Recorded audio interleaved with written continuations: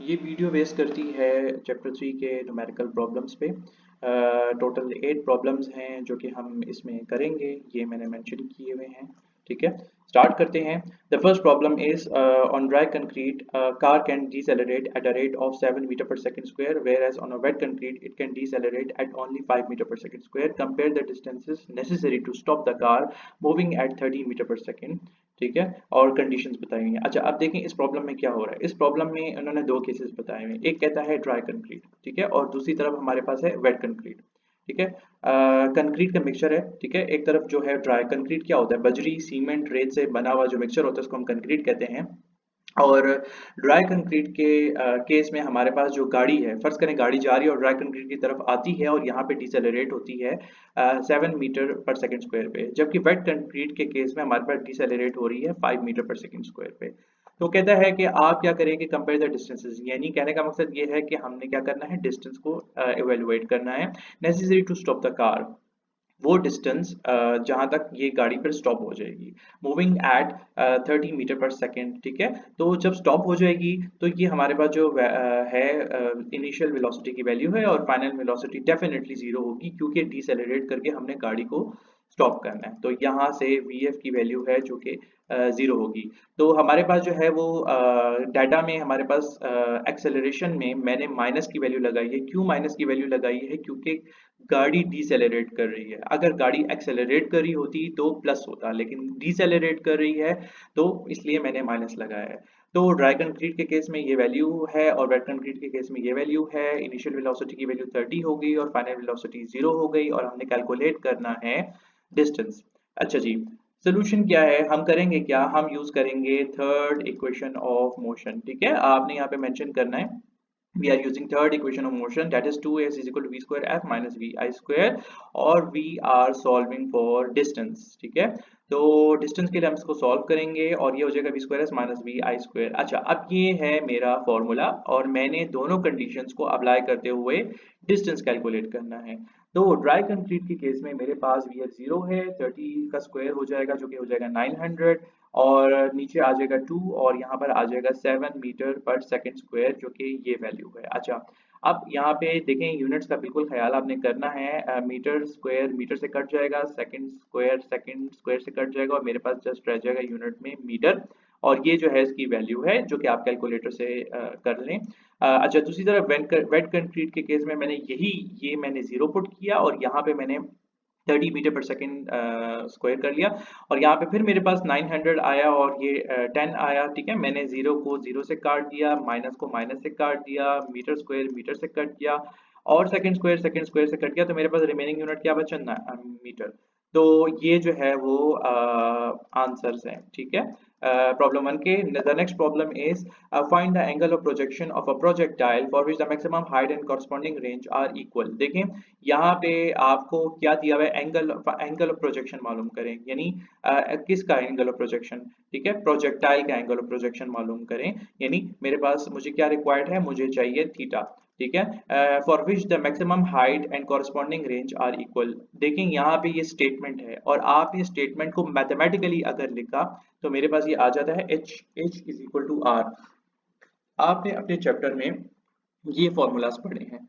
ठीक है, जो आपने डिराइव करके निकाले हैं कि h की वैल्यू है V square sine square theta divide by 2g, और रेंज की वैल्यू है V square sine 2 theta by G. ठीक है, अब जहां तक रेंज है वो मैं आपको बता दूं। फर्ज करें ये प्रोजेक्टाइल है और यहाँ से लेके यहाँ तक का जो डिस्टेंस है इसको हम कहते हैं रेंज।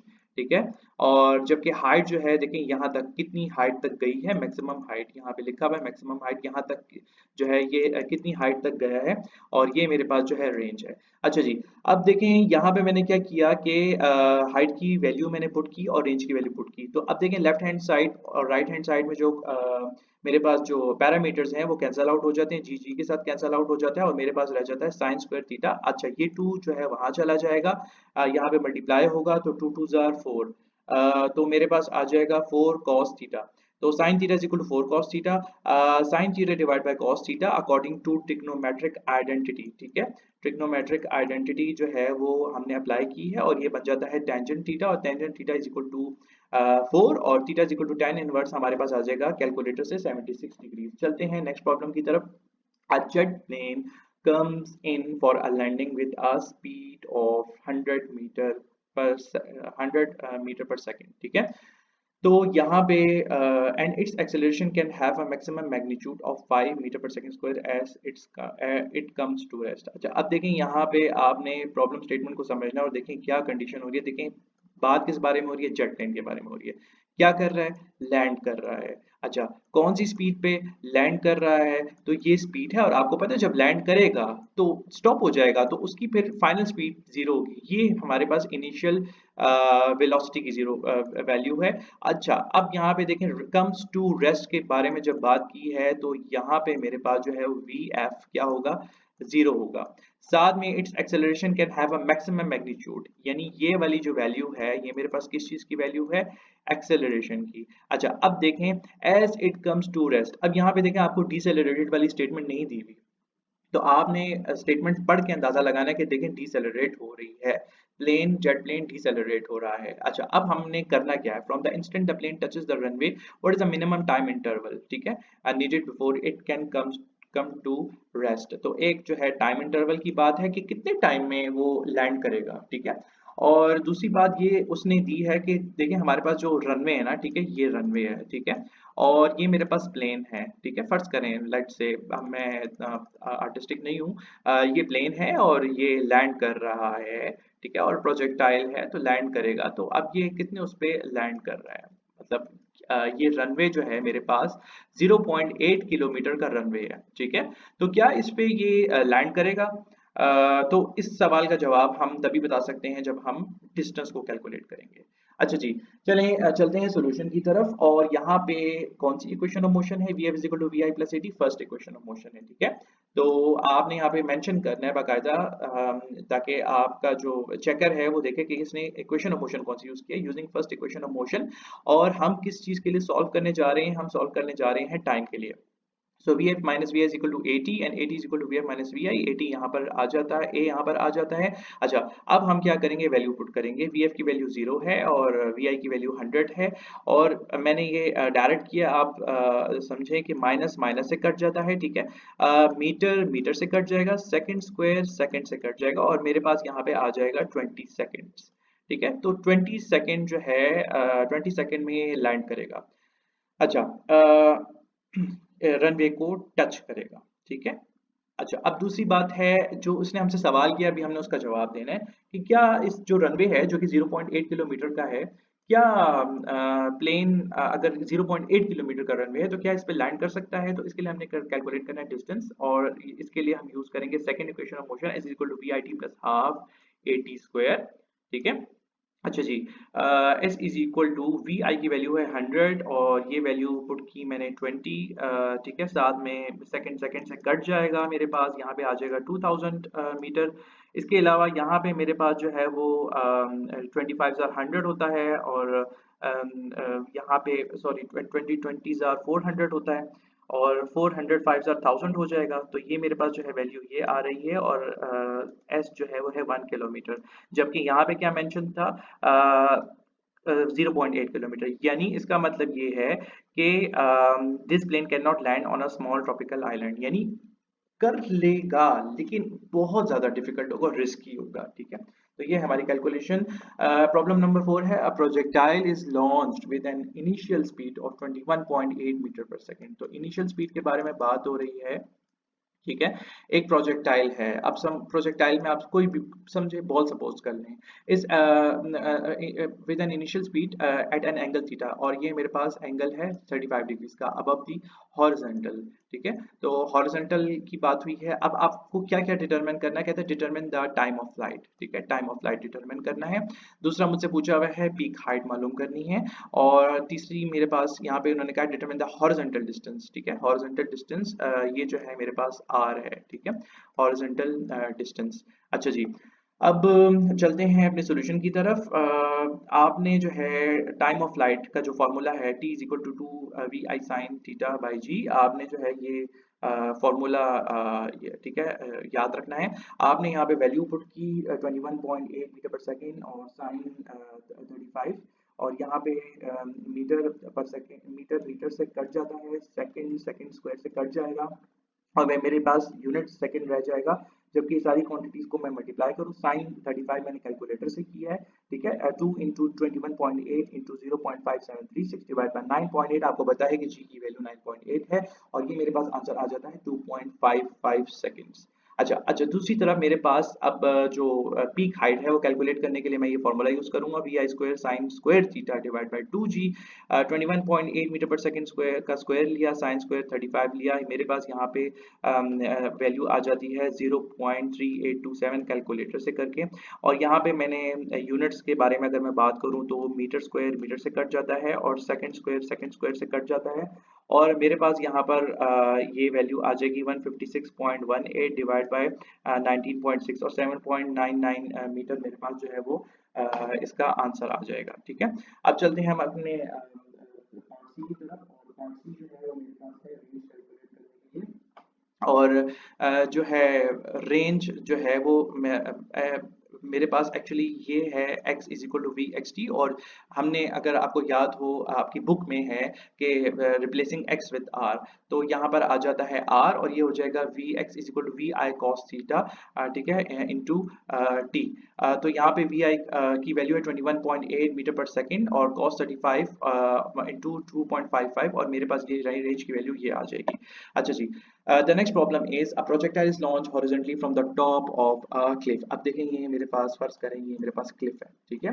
अब यहाँ पे मेरे पास प्रोजेक्टाइल है, और ये मेरे पास जो हाइट है इसकी, ये है 45.2 मीटर की हाइट है इस क्लिफ की, and lands at a distance of 17.6, यानी फर्ज करें ये प्रोजेक्टाइल है और ये लैंड करता है, और इस दर से लेकर इधर तक जो डिस्टेंस है वो मेरे पास कितना है, वो मेरे पास है 17.6 मीटर, ठीक हो गया।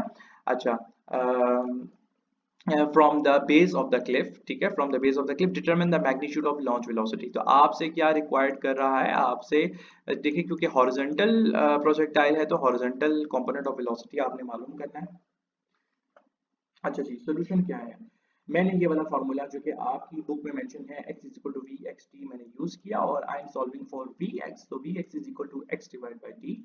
अच्छा जी, लेकिन अब यहाँ पे मेरे पास x तो मेंशन है, लेकिन t मेंशन नहीं है, ठीक है। तो t को यूज फाइंड आउट करने के लिए मैंने ये वाला फार्मूला ये लगाया है, h is equal to 1/2 G T square, और I am solving for T, तो T square is equal to, ये यहाँ चला जाएगा, ठीक है, तो ये हो जाएगा 2h, और ये न्यूमरेटर में यहाँ पर है, तो उस साइड पे जब जाएगा तो डिनोमिनेटर में आ जाएगा 2h बाई जी।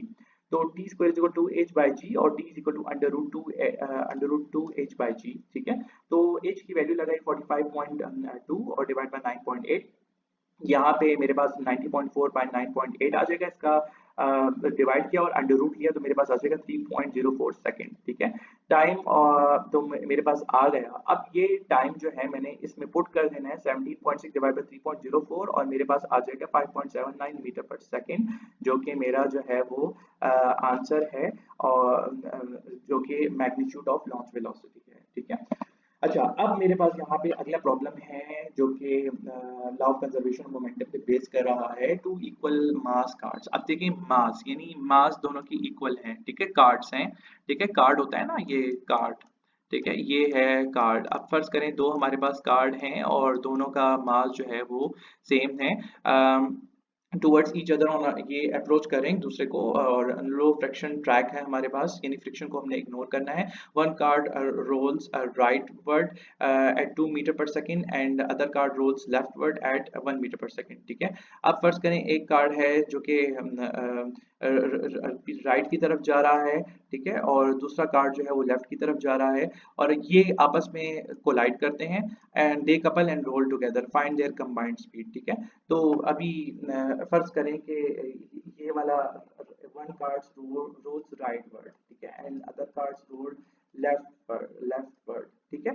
तो ये आपस में क्या होते हैं, ये हो जाएंगे कोलाइड, ठीक है, और कोलाइड हो जाएगा, और यहाँ पे वो कहता है जब ये कोलाइड हो जाएगा तो ये कंबाइंड स्पीड, यानी अब एक तरह से देखा जाए तो फाइनल स्पीड आपने मालूम करनी है, ठीक है। अच्छा जी, तो हमारे पास, हमें पता है कि सेम है, और law of conservation of momentum की जो इक्वेशन है, ये आपने याद रखनी है। m1u1 plus m2u2 is equal to m1v1 plus m2v2। याद रहे जो u है वो इनिशियल वेलोसिटी इंडिकेट कर रहा है और जो v है वो फाइनल वेलोसिटी इंडिकेट कर रहा है। बाकी यहाँ पे जो 1 है वो कार्ड 1 का है और जो 2 है वो कार्ड 2 का है। इसी तरह यहाँ पे कंडीशन क्या है कि यहाँ पे जो मास है ना वो आपस में बराबर है, ठीक है। तो हम इस केस को लेते हैं, ये मेरे पास इनिशियल मोमेंटम है, फाइनल मोमेंटम है। तो पहले मैं इनिशियल मोमेंटम की तरफ जाता हूँ और m1 u1 की वैल्यू लगा दी 2 metre per second plus m into u2 minus 1 metre per second, ठीक है। तो 2m माइनस m और मेरे पास ये टोटल इनिशियल मोमेंटम आ गया मेरे पास m, ठीक है। तो मैंने क्योंकि m1 is equal to m2 को मैंने जो है वो सपोज किया हुआ था कि ये m के बराबर है, ठीक है। अच्छा, अब हम बात करेंगे स्टेप 2 यानी फाइनल मोमेंटम की तरफ। तो मेरे पास यहाँ पे जो है मुझे पता है कि v1 plus V two is equal to F, क्योंकि उन्होंने कंबाइंड वेलोसिटी, और आपको पता है कि जब सेम मास हो जाए तो वेलोसिटी कंबाइन हो जाती है। अच्छा, M one V F plus M two V F मैंने कॉमन ले लिया, M one into M two, ठीक है। m1 इंटू एम टू, और मैंने जो है m1 is equal to m2, तो फिर m प्लस m लगा दिया और ये मेरे पास आ जाएगा 2m। तो मेरे पास अब एक तरफ ये आ गया और एक तरफ ये आ गया, ठीक है। तो यहाँ से अप्रोच करते हैं, यहाँ मैंने ये वैल्यू पुट की, ठीक है, यहाँ से लाके, और यहाँ पे मैंने जो है वो राइट साइड पे ये वैल्यू पुट की, ठीक है। तो यहाँ पे मेरे पास m से कैंसल आउट हो जाएगा, मेरे पास रह जाएगा V F is equal to 1/2। यहाँ पे 2 मल्टीप्लाई हो रहा है, ठीक है, तो वहां पे 2 क्या होगा, डिवाइड होगा। V F is equal to 1/2 is equal to 0.5 metre per second, ठीक हो गया। तो ये इसका answer. The next problem is 0.5 kg ball, ठीक है, जो कि मेरे पास मास है बॉल का और m1 से डिनोट हो रहा है, travelling at the speed of, यानी इसकी स्पीड है u1 4 metre per second to the right collides elastically with another, अच्छा इलास्टिक कोलिजन है with another ball of 3.5 kg, जो कि है मेरे पास m2 which is initially at rest. तो u2 मेरे पास क्या है, इनिशियली एट रेस्ट, तो u2 is 0। Find the velocities of both the balls after collision. देखें पिछली प्रॉब्लम के केस में मासेस सेम थे, तो उन्होंने कहा कि कंबाइंड मास मालूम करो। इस प्रॉब्लम में मासेस सेम नहीं है और हमें क्या करनी होंगी, अलग अलग वेलोसिटीज मालूम करनी होंगी v1 और v2, ठीक है। तो सबसे पहले इसमें जो है हम एक पुट करेंगे law of conservation of momentum, और ये इसकी इक्वेशन है m1u1 plus m2u2 is equal to m1v1 plus m2v2। मैं वैल्यूज पुट कर लूंगा। m1 की वैल्यू मेरे पास है 0.5 इंटू 4, ठीक है, जो कि u1 की है, और m2 की वैल्यू 3.5 है और u2 की वैल्यू 0 है, और यहाँ पे 0.5 इंटू v1 और प्लस 3.5 इंटू v2। अच्छा, ये मेरे पास आ जाता है 2, ठीक है, ये मेरे पास आ जाता है 0, ठीक है, ये मेरे पास जो है वो आ जाएगा 0.5 v1 और ये मेरे पास आ जाएगा 3.5 v2। यहाँ पे मैं 0.5 v1 प्लस 3.5 v2 यहाँ पे लिखा, और 2 की 2 राइट साइड पे लिखा, क्योंकि मैंने लिखा है दिस इम्प्लाइज दैट। अच्छा जी, अब यहाँ पर क्या होगा मजीद, यहाँ पर मैं ये करूंगा कि यहाँ पे ये प्लस हो रहा है तो right side of the equation क्या होगा, माइनस होगा। यहाँ पे मल्टीप्लाई हो रहा है तो right side of the equation क्या होगा, डिवाइड होगा, ठीक है। तो ये एक इक्वेशन बन गई है। अच्छा, अब मजीद मैंने क्या करना है, इसको सिंप्लीफाई करना है। 2 divide by 0.5 minus 3.5 divide by 0.5, 2 by 0.5 मेरे पास आ जाएगा 4 और 3.5 डिवाइड बाई 0.5 मेरे पास आ जाएगा 7। तो ये इक्वेशन जो है वो मैंने किस चीज़ की ली है, v1 की, ठीक है। अब मैं चलता हूँ, क्योंकि इलास्टिक कोलिजन है और kinetic energy, law of conservation of kinetic energy के मुताबिक 1/2 m1, आपको पता है कि काइनेटिक एनर्जी का क्या फॉर्मूला है, K E is equal to 1/2 mv square. तो यहाँ पे इनिशियल जो है वो u1 है और फाइनल जो है वो v1 है। इसी तरह मास 2 का जो है u2 है और फाइनल जो है वो v2 है। यहाँ पे मैं ये आपने फॉर्मूला जो है वो याद रखना है। यहाँ पे मैं वैल्यूज पुट करूँ तो m1 की वैल्यू है 0.5 kg और u1 की वैल्यू है 4 मीटर पर सेकेंड स्क्वायर, और यहाँ साथ में इक्वल टू का साइन यहाँ पर है और इस जगह पर, यानी ये यहाँ पे मैंने सॉल्व किया है, ठीक है, ये इसके साथ है और ये इसके साथ 1/2 इंटू 3.5 मल्टीप्लाई बाई 0, ये आ जाएगा मेरे पास 0, ठीक है। तो ये मेरे पास आ गया 4, ये मेरे पास आ गया 0, यहाँ से 1/2 into 0.5 multiply by V1 square, तो ये मेरे पास आ जाएगा 0.25 V1 स्क्वायर, और यहाँ पे मेरे पास आ जाएगा 1.75 V2 स्क्वायर।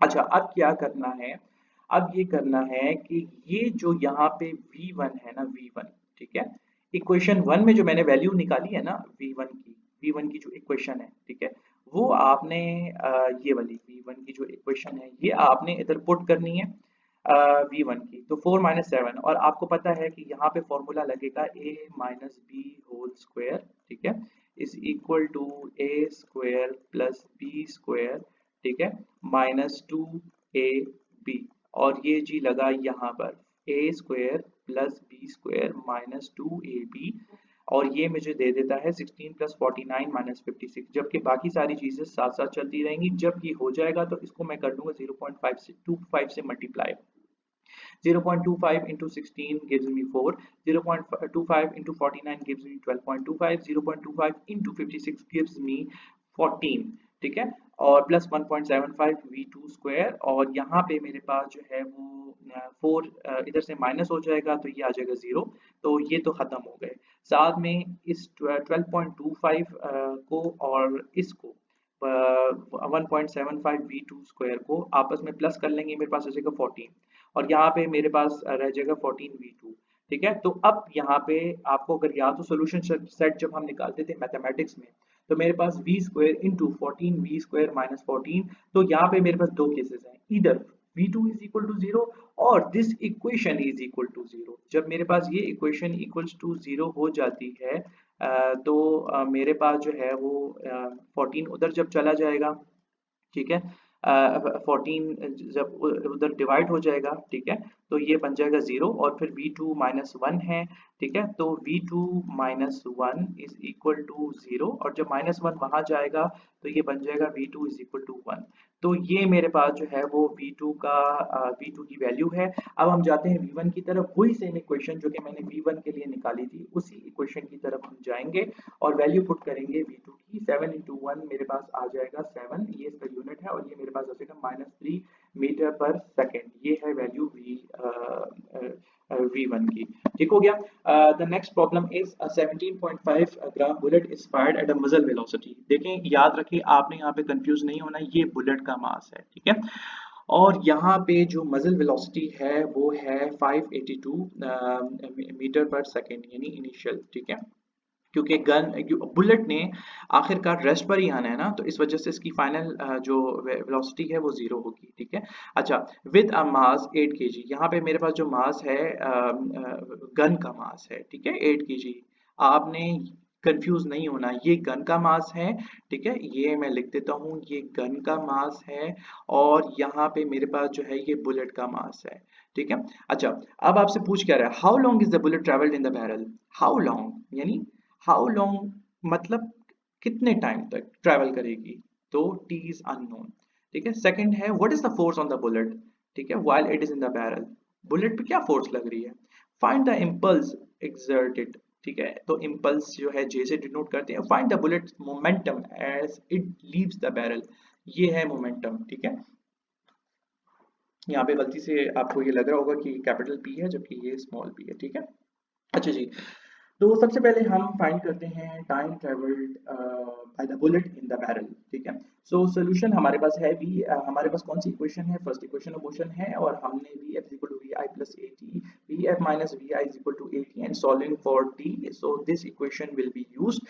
और यहाँ पे एक मसला ये है कि जो एक्सेलरेशन है वो हमें नहीं पता, तो एक्सेलरेशन को मालूम करने के लिए हम थर्ड इक्वेशन ऑफ मोशन को यूज करेंगे, 2s is equal to V square F minus V square आई।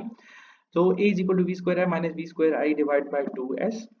यहाँ पे एक्सेलरेशन फाइनल वेलोसिटी जो है वो 0 है, और इनिशियल वेलोसिटी ये है, मेरे पास इधर से ये वैल्यू आती है 2 इंटू 0.75, मेरे पास 1.5 आ जाएगा, मीटर स्क्वायर मीटर से कट जाएंगे, और यहाँ पे मेरे पास जो है वो ये वैल्यू आ जाएगी।